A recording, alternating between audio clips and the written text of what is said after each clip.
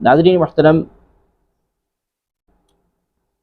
یاسین قادری سے چند سوالات کے لیے آج ہم حاضر ہوئے ہیں۔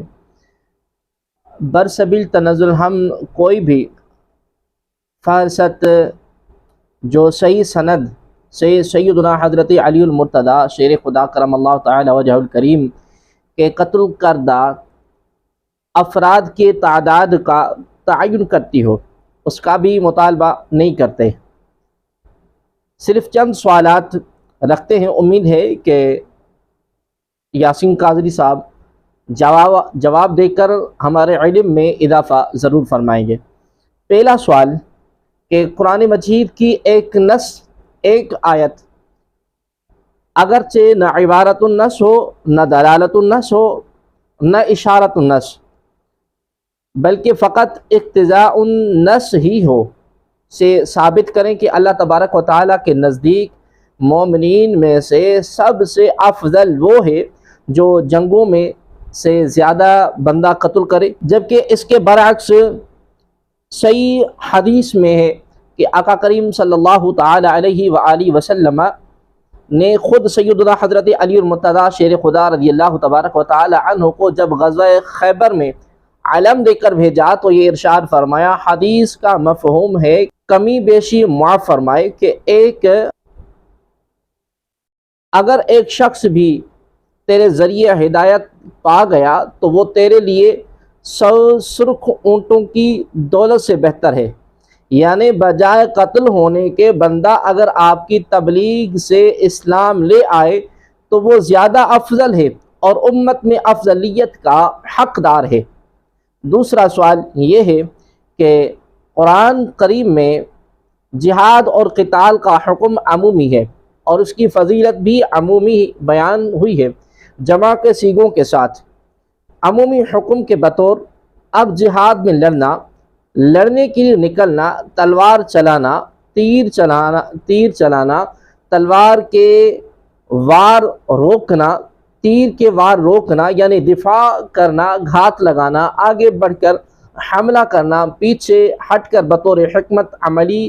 کے حملہ کرنا، اپنی جان کی حفاظت کرنا اور دشمن کو قتل کرنے کے در پہ ہونا، اور سب سے بڑھ کر رسول اللہ صلی اللہ علیہ وسلم کی حفاظت کرنا، اور اس کے ساتھ بے شمار تکنیکی چیزیں جو سب جنگ کا حصہ ہوتی ہیں، جہاد اور قتال کے مفہوم میں شامل ہیں، جن میں مال خرچ کرنا وغیرہ بھی شامل ہے۔ لہذا ان سب کو کسی نہ کسی اسٹیج پر پرفارم کرنے والا ہر فرد ان تمام قرآنی عموم بشارات کا مصداق بعین ہی ہوگا یا نہ، کہ فقط سیدنا حضرت علی المرتضیٰ شیر خدا رضی اللہ تبارک و تعالی عنہ کی اس میں تخصیص خاص ہے، اور نہ فقط آگے بڑھ کر تلوار چلانے والوں کی تخصیص کی کوئی دلیل ہے۔ یعنی اولاً تو بشارات کا حامل ہر فرد جو جنگ میں کسی بھی طریق سے حصہ لے رہا ہے، وہ فرد اور درجہ بدرجہ، کیونکہ بشارات عمومی اور جمع کے سیغے سے ہیں، اور ثانیاً بشارات میں فقط سیدنا حضرت علی المرتضیٰ شیر خدا رضی اللہ تبارک و تعالی عنہ کی تخصیص کی کوئی دلیل نہیں، تو پھر آپ ان سے کیسے افضلیت سیدنا علی ثابت کرتے ہیں؟ تیسرا اور آخری منطقی سوال، اگر سب غزوات میں سیدنا حضرت علی ہی کفار کو کافی ہوتے تھے تو پھر بدر کے 313 سے لے کر ہر غزوہ میں مومنین کی ایک اچھی خاصی تعداد کو کیوں اسٹیک پر لگایا جاتا رہا؟ کیوں نہ وحی سے خاص کر کے کفار کے لشکر جرار کے سامنے ہر بار فقط سیدنا علی رضی اللہ تبارک و تعالی عنہ ہی کو بھیج دیا جاتا؟ کیونکہ حقیقت میں بقول رافضی جنگ تو فقط وہی یعنی حضرت سیدنا علی رضی اللہ تبارک و تعالی عنہ ہی کرتے تھے، باقی صحابہ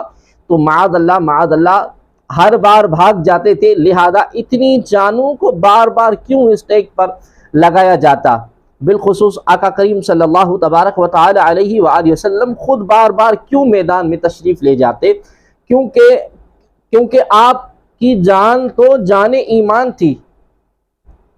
اور ہے،